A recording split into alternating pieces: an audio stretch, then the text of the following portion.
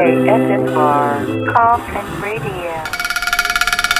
Welcome to another exciting episode of Coffin Radio. I am Heartthrob Rob, and joining today is a legend, Fred Ottman, aka Tugboat, aka Typhoon, aka ShockMaster. How are you doing today? That's right, and the BA Big Steel Man coming at you live from California. Yeah, man, Buena Park. You guys have, got the signing today. Shout out to Wrestling Revolution store, and it's cool to see all the old school fans in here. Still showing you love and admiration, man, because you had a hell of a run. You had a great career in the golden era, man. How are you feeling today? Well, I'm feeling great, Robert. That's what this is all about. I've told a couple different guys in there. Without the fans, the wrestlers aren't nothing. You know what I'm saying? You're just another couple of monkeys flipping around, but the bottom line, I've been watching wrestling since I'm 8-9 years old on a regular basis. That when I grew up in Miami, Florida, watched a lot of great wrestlers, the Briscoes, a skinny Andre the Giant, wow, Malenko, the guy that trained me, Boris Malenko, and his two awesome sons, Dean and Joe, and just a virtual cavalcade of wrestlers that came to Florida. And from Japan, from all over the world, from Puerto Rico, from Mexico. I mean, just incredible. And I had a chance, came into the business when there were still territories, and I had the opportunity to wrestle with a lot of those guys that I grew up watching, which was even more crazy, excitable, in my mind, we want, it's like the bomb going off, man, to be able to have that. Dusty Rhodes, who later became my brother-in-law, man. That's, it was just amazing. That's crazy, man. And of course, you're talking about maybe your time at WWE. So you get there, and pretty quickly, you're, teamed up with, put as Hulk Hogan's friend.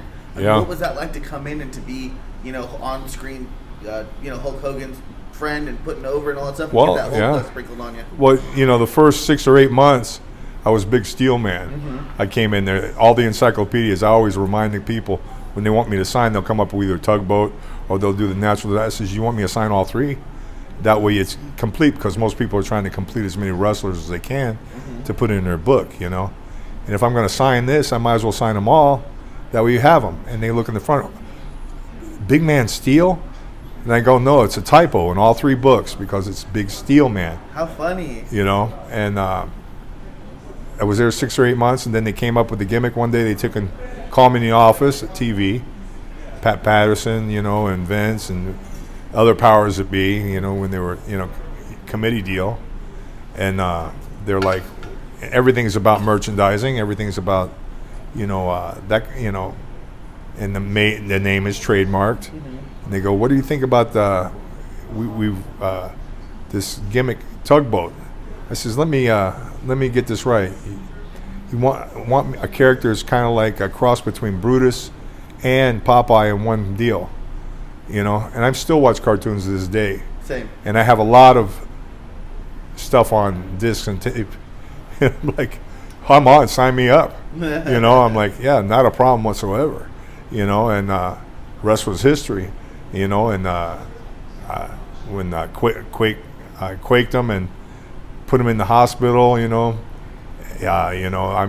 out there, send your letters, and I was sending the Hulkamania bracelets out and all that stuff. He's going to answer them all, and, all of them got answered.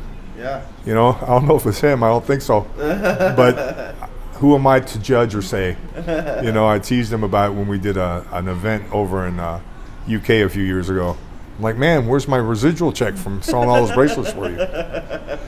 Just teasing with him. Yeah, and that's cool, man. Yeah. I mean, you come in and, like you said, you after a while you were able to do Tugboat with Hulk Hogan, and pretty quickly you guys do the Survivor Series 1990. Yeah. It's you, Hulk Hogan, Bossman, Hacksaw Jim Duggan.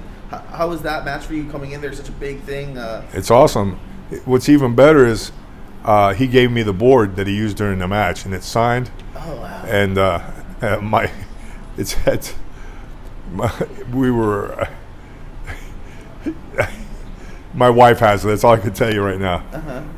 Along with all the other stuff that I have. But from Survivor Series.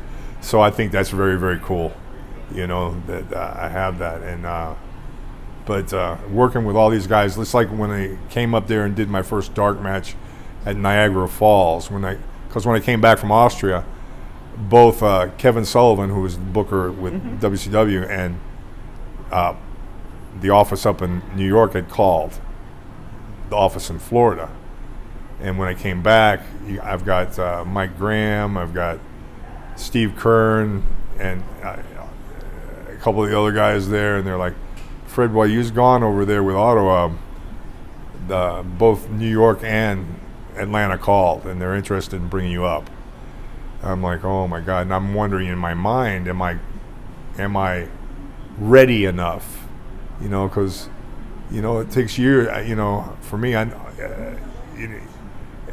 I still green, and should I worry, you know, getting put in that, you know, because you don't never know what they're going to do with you, or you know, how you're going to be used and stuff like that. So I was very, you know, apprehensive, especially, you know, and you got to pick between these two major companies, and you're like, and I don't want to insult either one, you know. And back then, they knew who everybody that wrestled on Independence, all that stuff. They received tapes all the time.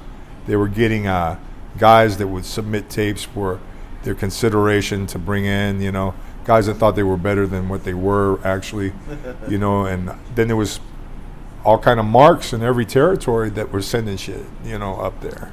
So it's, you know, I'm like, you know, well, I wanted to go to WWF, and I'm like, I really want to go there, but am I good enough? And so they go. I said WWF. You know, I never even talked to Kevin, and they brought me up there for a dark match up there. Well, I almost had a ShockMaster moment when I was there at the TV. It was at the Civic Center there, right on the U.S. side of Niagara, and I pull my big ass bag through. They had aluminum poles, and they had heavy ass curtains on them, and they were like thin aluminum, you know, like temporary, and they were hooked together. And I came through, my bag hooked the deal, and all the curtains went to fall, and that's where the dressing room was. They just made a makeshift dressing room in an area of the building. Weird. In the back. Yeah, cool. They got so much shit going on. Yeah. And so I was like, oh my God, man. And I caught it just in time, just as it was going, like dominoes. And I'm like, oh, no. And I fix it, and as I come through the other side, there's every champion from every territory that I'd ever seen. You know, like Hacksaw Duggan, you know what I'm saying? All of the, you know, the Hearts were there. I mean, you know, Dusty, I mean, the list goes on and on and on, you know. And I'm like, oh my God, man. No. And that's where I did my first dark match. Yeah. And they liked what they see, and they had me do another one. And the rest is history, man. They brought me on board and that stuff. And then I'm there for about 6 or 8 months as Big Steel Man. Work, you know, first, second, sometimes a third match. Yeah. And then they come to me and pull me in the office about that deal. And I told them, yeah, sure. It's just like when Quake finished his run with Hogan, I had just the weekend before he finished up, we were in. They did a photo shoot. I had a T-shirt coming out for Tugboat.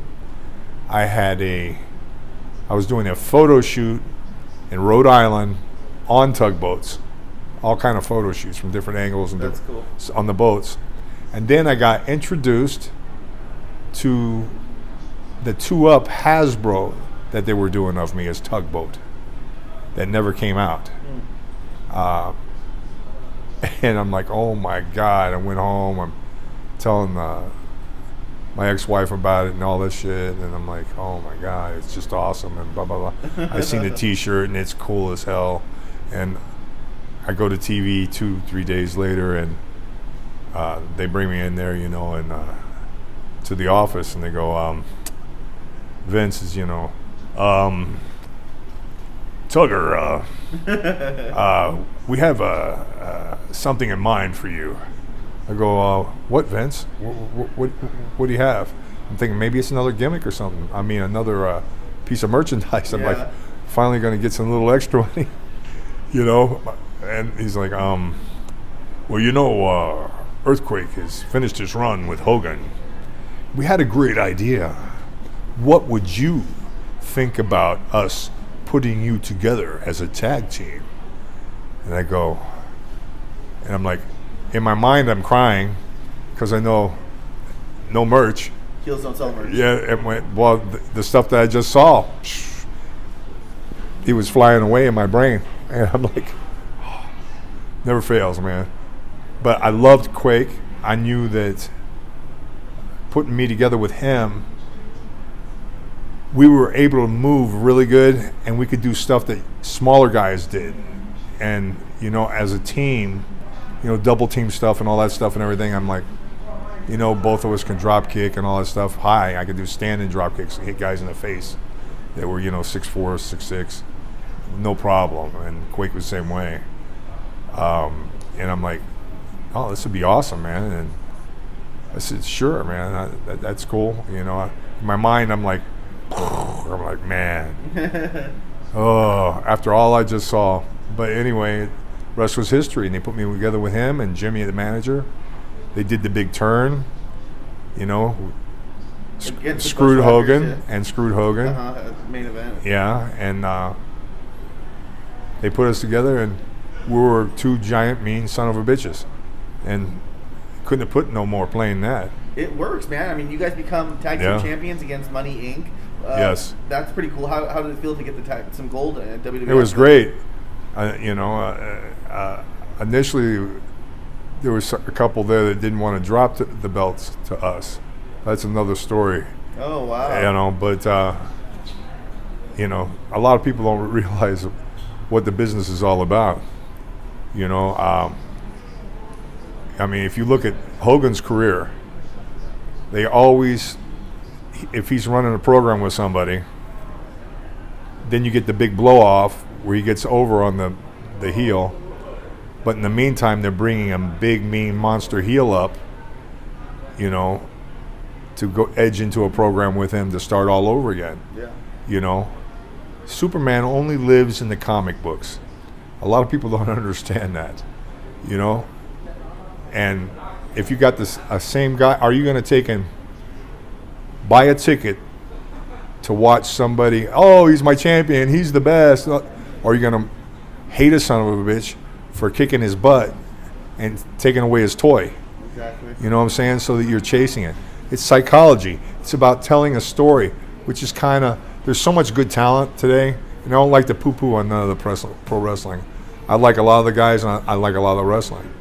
But, and it changes. A lot of old school guys are really adamant about, hating on it sometimes. But that story telling a deal, it's more than just bang, bang, bang, bang, bang, bang, bang. Doing so much that the wrestling fan doesn't have time to digest what he's watching. You know what I'm saying? It's like going, and that's the only thing, because there's such great talent in all the different groups that are out there right now. And I'm not, putting on AEW versus WWE and, and TNA and then, all the other promotions that are around. There's guys that are fantastic in all those different promotions, and all of them have their own different skills. But lacking a lot, though, is a lot of guys look the same, built the same, look the same, and the whole deal. And I understand to a point, but and whatever happened to the mean heels? Okay, the one grab a guy, hook him in the mouth, or by the eye, and just make you jump out of the seat. That son of a bitch. I mean, that's what I miss as a kid. Yeah. You can do a bunch of flips, but I think, the storytelling is missing a little bit. Living up, you want to see the bad guy, get defeated in the end. The good guys getting cheated out or whatever it might be. But, after the WWE run, you go to WCW, and that's, where the ShockMaster happens. It's a flair for the gold on. Yeah, and everybody's like, you get the guys that are the purists, supposedly, that are on the internet. Oh, that's horrible. That's the worst thing ever happened, blah, blah, blah. But, my deal is this. It was horrible. It was bad for me because I always want to produce the best that I can do. That's like every other wrestler that's out there wants to be at his best. but stuff happens. I won't use the S word, but stuff happens. It's live, man. You know what I'm saying? And I'm like, everybody has a ShockMaster moment in his life. I seen guys that I could tell you that are name guys that have went to jump over the rope on a hot tag, caught their feet on the edge of the rope, fell flat on their face, recovered, but ShockMaster moment. Everybody, you know, when I tell young kids and stuff like that, they've watched that with their dad or grandparents and stuff like that. I seen you. Or they'll point to that. These are 8, 9-year-olds, you know, but now you got the network. Now you got all the shows out there that's available.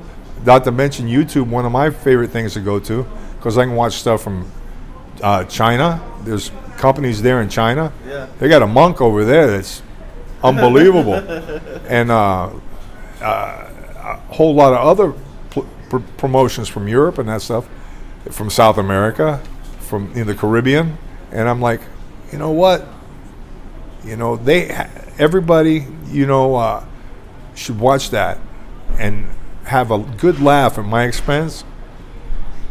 But remember, when they're thinking and they're looking, everybody has one of those moments, and they have one of those days where shit didn't go right. Everyone has had it. It all happens in wrestling. Everybody's, you know, had a botch, or the hundreds of, you know, thousands of promos you cut, the thousands of bumps you take. You know, Hogan called the Silverdome the Superdome or whatever it was. You know, Booker T, Hulk Hogan, I'm coming for you. You know, these kind of things, or Titus Worldwide or whatever when he slipped under the Oh man, I was worried he killed himself. That was scary. Because I've been under them rings, you know, many times, and all that angle iron, all that stuff, and at the speed that he was going. My wife was sitting next to me. We're watching the event, and I'm like, oh my God, he's dead. He's got to be dead. And when he moved, I was like, thank God, you know. And all the jokes kept popping up on my social media. I'm like, well, I have to pass the torch to somebody. Might as well be Titus, you know. So I'm sure that, you know, there was a lot of repercussions there, you know. But it's all good, man. And everything, you got to turn a negative into a positive. It was bad that night. If I was a drinking guy, it would probably been a case of beer driving back from Daytona, which it was live. It was not a tape match. Was not a taped event. They could have fixed that easily. Yeah, I worked with Vince, and there's many many matches that were on the first hour that Vince had come screaming out of the back office because he watches everything, and they're gonna make you redo it on the third hour. Yeah. You know, because they know what happens. Usually TV, it's on a Monday or a Tuesday. You know, now they have Friday Night Live, you know, show. Yeah. But SmackDown. But you know, what happens is kids got to go to school the next day. What happens? They got to go home. They got to go night. It's a long night at TVs. Because I'm sure you've been to TVs a lot. It's a long night. And then as the crowd dwindles, the crowd goes, and they fill the seats coming down around the ring and stuff like that. Yeah. You know, because they're taping it. So they can proceed, you know, because it used to be dark matches for an hour. Then they went live. Then they had, or they went to taping. But all the dark matches were all taped also. And they'll wind up on, what do you call it, the Superstars tapes. Uh-huh. And then you go live, because it's 2 hours now the show is. Right? Yeah, it's 2 hours, and it was an hour. So live, and then there was another hour after followed that. No problem. You know what I'm saying? They moved to the third hour. He'd come out screaming and yelling. Yeah. As you come back to the Gimmick Battle Royal, WrestleMania 17, sure. What was that like for you? Well, it was fun. It was short. It was fun. And then Sheiky Baby, he won the deal. Yeah. You know, I threw the gobbledygoober over. Yeah. Quake throws me over. I go, thanks for the payday, Quake. You know, but but it was good. It was all good. We got good response. That was cool. When we came out and everything. You know, and I think everybody enjoyed it. They had a good time. You know. Yeah, very cool. Thank you so much, Fred. Where can people follow you out on social media? Well, on my Facebook, it's Fred Ottman. You'll see a picture of me and my wife, okay, on our wedding day on there. And on Instagram's the same. I'm simple. You know what I'm saying? Yes, exactly. So it's all cool. Thank you so much, Fred. I appreciate it. For the Shockmaster for Tugboat, Big Man Steel. No. I messed it up again. I'm Fred Ottman, Tugboat Typhoon, the ShockMaster, the BADD, Big Steel Man, coming at you live. Thank you so much, man. If you like what you're watching, then hop in the coffin. Follow us on social media at Coffin Radio. Coffin is spelled with a K. And that's all for today. Coming to an area near you. Thank you, man. No problem. ASMR Coffin Radio.